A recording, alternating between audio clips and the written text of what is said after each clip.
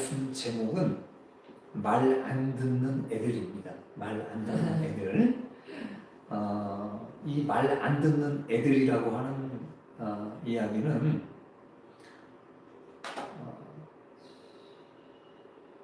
어떤 부모님의 말씀에 순종하지 못하거나 또 부모님 속을 썩이거나 부모님께서 기뻐하지 않는 그 모든 일들에 대해서 그러니까 통체적인 명칭으로 말 안 듣는 애들로 표현을 해본 이야기입니다. 오늘 말씀을 준비하면서 아버지에 대한 생각을 해봤습니다. 누구나 다 아버지가 있으실 겁니다. 저도 아버지가 있었고 또 자식을 둔 아버지의 입장입니다.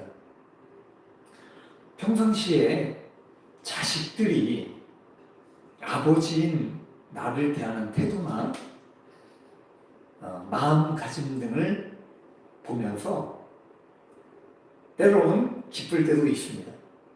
하지만 어떤 때는 마음이 아프고 슬플 때도 있었습니다. 자식들에게 가장 서운한 마음이 드는 순간이 있습니다.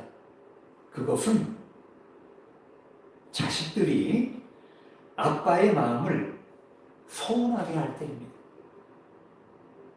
아빠가 자식을 사랑하죠. 사랑하는 그 마음을 사실은 잘 몰라요. 아이들이 장성해서 어른이 되기까지 잘 모릅니다.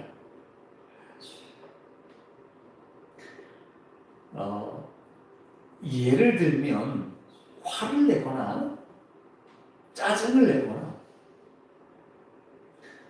자식들을 걱정해서 해주는 말에 순종하려고 하지 않을 때일 것입니다. 이렇게 저는 자식들을 보면서 저 또한 아버지께서 살아계신 때에 생전에 나는 아버지께 어떻게 했는가를 생각해 보았습니다. 저희 아버지는 정이 많으셨습니다. 그리고 눈물도 참 많으셨습니다. 화를 내시고도 뒤돌아서 닭똥 같은 눈물을 항상 글썽이셨습니다. 아버지는 술을 참 좋아하셨어요. 그래서 거의 술로 인생을 사셨습니다. 인생이 힘드셔서 그랬는지 항상 밥 대신 술 기운으로 일을 하셨습니다. 그리고 항상 술에 취해서 들어오셨습니다. 그럴 때면 언제나 어머니와 싸우셨습니다. 온 동네가 들썩이도록 그렇게 싸우셨습니다. 그러나 저는 그런 아버지가 정말 싫었어요. 너무 비웠어요. 엄마를 쥐잡듯이 잡고 그렇게 막 소리 지르고 하는 그런 모습들이 너무 싫었어요. 그래서 아버지가 미울 때도 있었습니다. 한 번은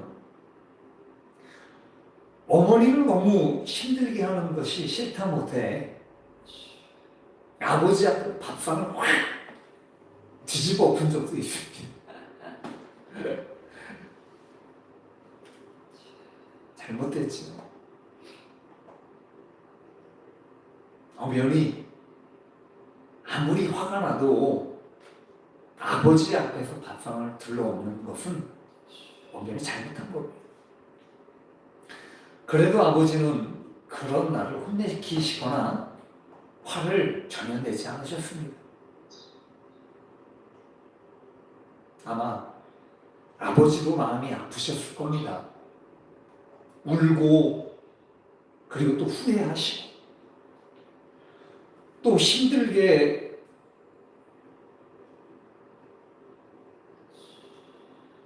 그렇게 힘들게 하셨습니다.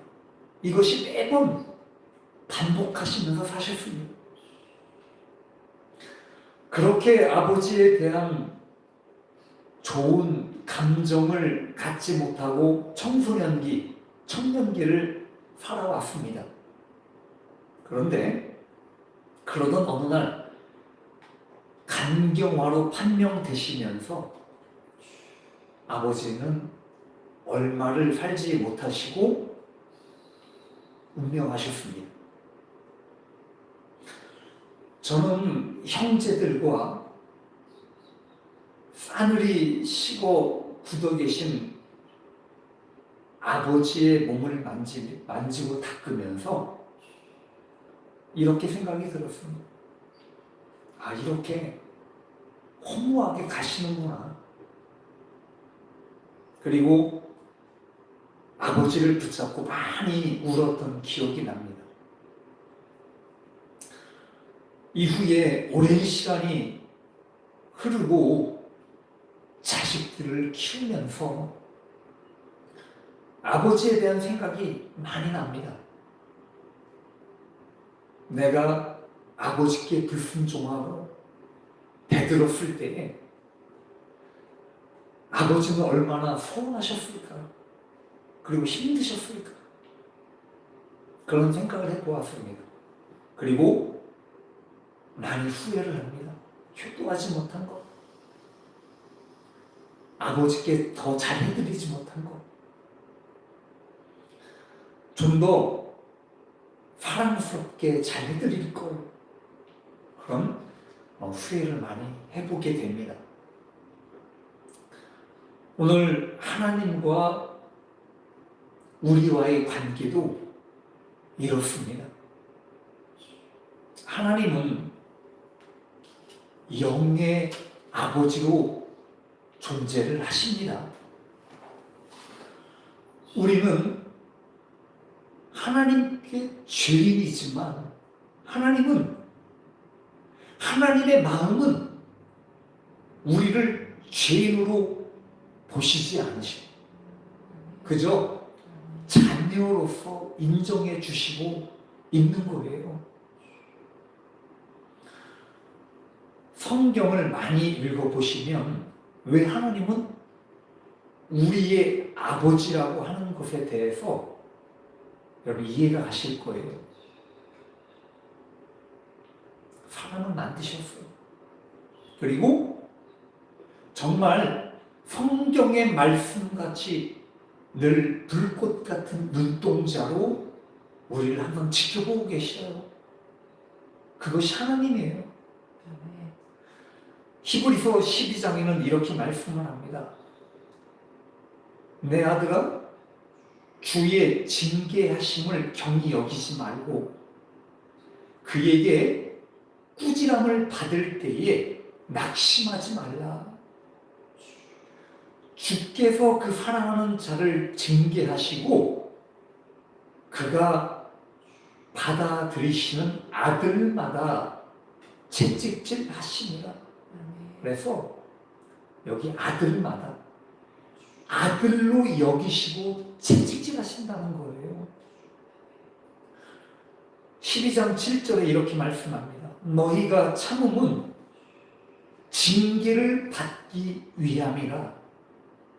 하나님이 아들과 같이 너희를 대우하시나니 어찌 아버지가 징계하지 않는 아들이 있으리요. 징계를 다 받는 것이오늘 너희에게 없으면 사생자요 친아들이 아니니라. 이렇게 하나님께서 우리 성도들을 친자녀로 생각하시기 때문에 자식이 잘못한 길을 가면 채찍질 하시는 거예요.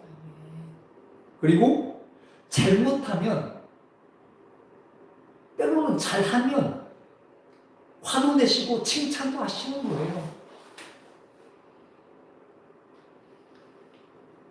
여러분, 그런 분이 바로 우리 영의 아버지 하나님이신 줄로 우리는 믿기를 바랍니다. 오늘 이사야 30장의 말씀은 단 한마디로 하나님의 백성들이 하나님의 말씀에 순종하지 않음으로 인해서 망하거나 징계를 받게 된다는 내용으로 지금 말씀을 하고 있는 내용입니다. 당연히 하나님의 자녀로 생각하기 때문에 지금 징계하고 두들겨 패시는 거예요. 그렇다면 유대의 민족이 여기 성경에 도망을 갑니다. 왜 도망을 가냐 이거예요. 이사야는 이렇게 말씀을 합니다. 애국으로 지금 어디를 향해 가고 어디를 향해 도망을 가고 있느냐? 애국으로 가고 있다 이거예요. 여러분, 신앙인들에게 있어서 가장 중요한 것은 믿음으로 사는 겁니다. 말씀을 먹고 그리고 그 말씀을 통해서 순종의 의지를 키우는 거예요.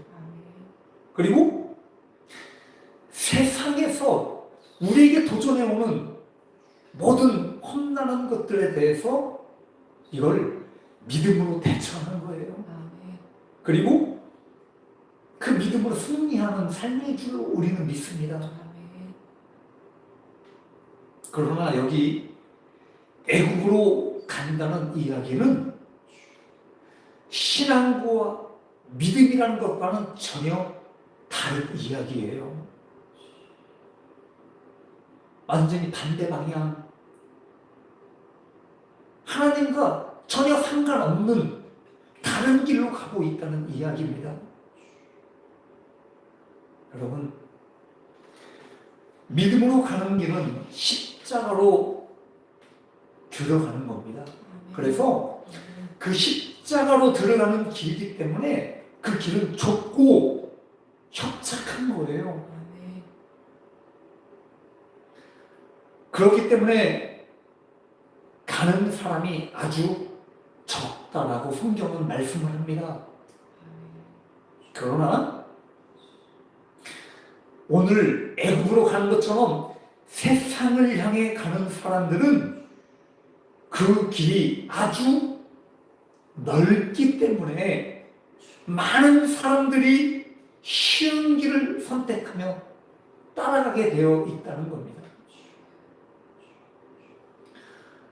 그러므로 애국으로 간다는 것은 곧 하나님을 의지하지 않고 이 세상의 것을 의지하는 사람들이 가는 길이다, 가는 모습이다라는 것을 이야기해주고 있다는 겁니다.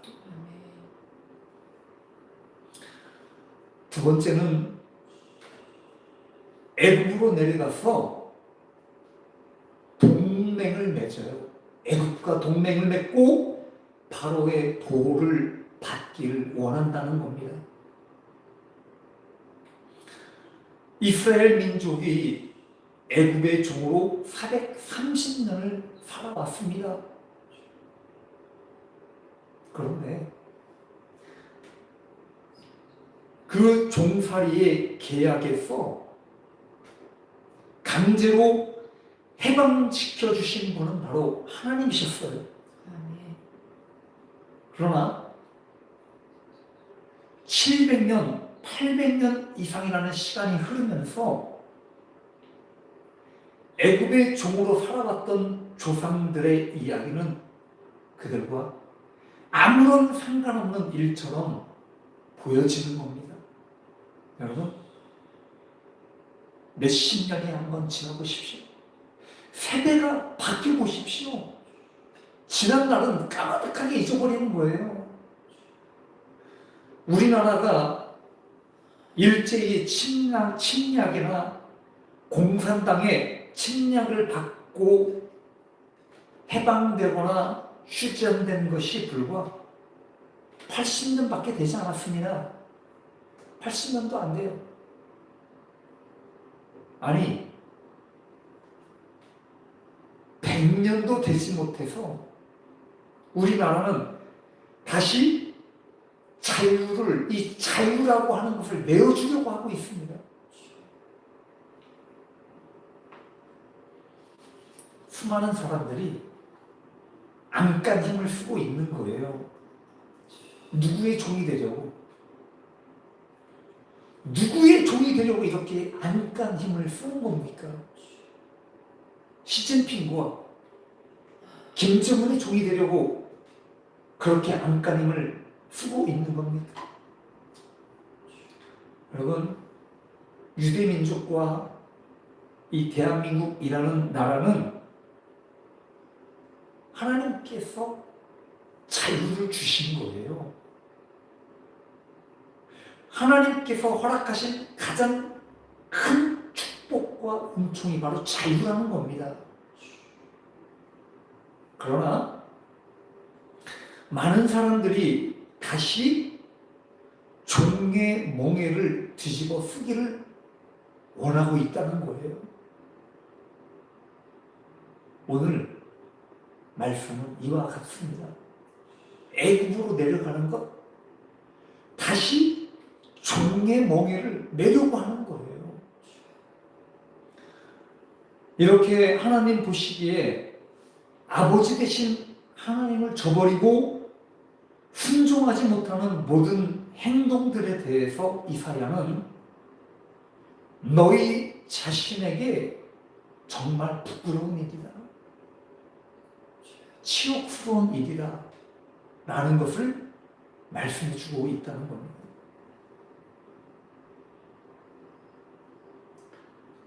오늘 본문 15절에 이렇게 말씀을 합니다. 회개하고 힘을 얻는 것이 너희가 구원받을 길이고 잠잠히 믿고 의지하는 것이 너희가 힘을 얻는 길인데 너희는 그렇게 하려 하지 않는구나. 내가 우리말 성경 다시 읽었죠. 그 내용에 지금 이 말씀이 나오는 거예요. 오히려 너희는 아니다, 우리가 말을 타고 빨리 도망치겠다라고 말하고 있다는 겁니다. 하나님께서는 하나님의 자녀들이 하나님을 의지하고 구원받는 길로 오기를 바라고 계신 거예요. 돌아와라. 나에게로 돌아와라. 나의 말에 순종하고 너희는 따라와라. 라고 계속 외치고 이야기하고 있는 거예요. 그러나 이렇게 말을 타고 도망가는 것처럼 빨리 도망치는데 바쁘다 이거예요.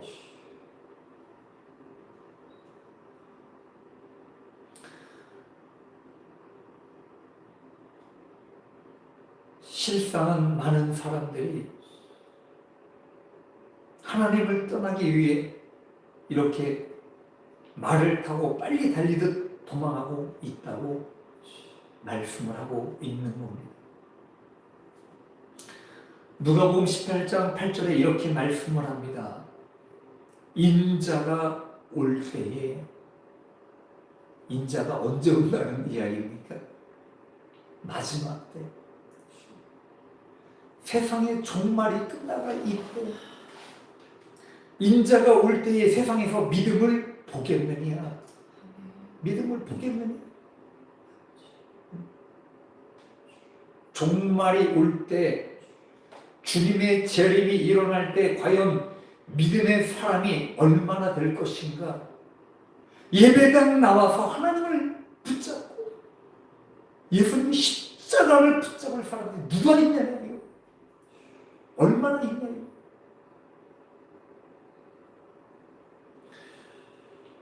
저는 오늘 이 이사야 30장의 말씀을 보면서 유대민족 정말 하나님 앞에 말 안 듣는 애들이었구나 라는 것을 생각해 보게 됩니다. 말씀을 정리해 보려고 합니다. 하나님과 우리와의 관계는 아버지와 자식과 같은 관계라는 것 다시 한번 말씀을 드립니다. 아멘. 이사야 시대 때의 말씀은 하나님을 의지하고 하나님께 돌아오라는 내용의 말씀입니다. 그러나 우리가 살아가는 지금 세상의 삶 속에서 우리는 어떤 결정과 선택을 해야 하는 것인가?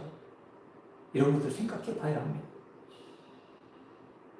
오늘 말씀 17절에 이렇게 말씀을 합니다. 남은 자가 되라고 말씀을 합니다. 남은 자. 그 남은 자는 산 꼭대기에 남은 깃대 같고 깃발 같을 것이라고 말씀을 합니다. 여러분, 기치라는 것은 표지를 말합니다. 표지라는 것은 깃대가 세워져 있다는 것은 죽지 않았다는 거예요. 살아있다는 겁니다. 전쟁이 끝나지 않았다는 겁니다. 그 사람은 망하지 않았다는 거예요. 아멘. 그래서 당당하게 하나님 앞에 서 있기에 누구나 그것을 바라보고 그 표지를 향해 갈 수 있게 되는 겁니다. 아멘.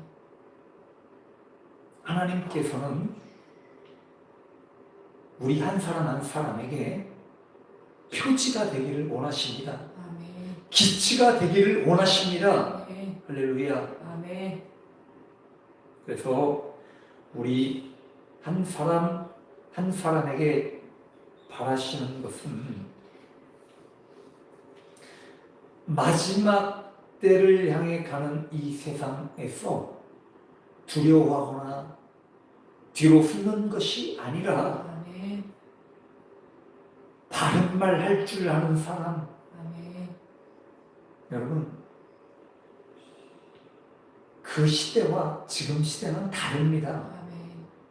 그 시대에 애굽으로 내려가려고 했다고 한다면 여러분, 이 시대에서 우리가 애굽이 무엇인가 생각해 봐야 돼요. 아멘. 우리를 도전해오고 우리가 믿는 그 하나님을 그 믿는 믿음에서 떨어지게 만드는 것이 무엇인가 라는 것을 생각해 봐야 합니다. 아멘. 그 무엇인가? 아멘. 그래서 우리는 하나님 앞에 우리가 하나님 안에서 바른 말 할 줄 아는 사람, 올바른 말 할 줄 아는 사람, 아멘. 그리고 정의롭게 행하고 움직이는 사람이 되기를 원하신다는 거예요. 아멘. 고린도전서 13장에 이렇게 말씀을 합니다. 하나님의 사랑 안에 살아가는 사람은 불의를 기뻐하지 않는다는 거예요. 아멘. 이 세상에 얼마만큼의 하나님의 말씀을 붙잡고 그 진리 안에 살아가는 사람이 얼마나 되고 있는가? 아멘. 정의가 얼마나 살아있는가? 우리가 그런 것들을 보게 됩니다. 그래서 하나님께서 말씀하신 것처럼 하나님의 자녀로서 하나님을 기쁘시게 하며 그 하나님의 진리 안에서 우리가 살아갈 수 있는 우리 모두가 될 수 있기를 바랍니다. 아멘. 기도하겠습니다. 우리가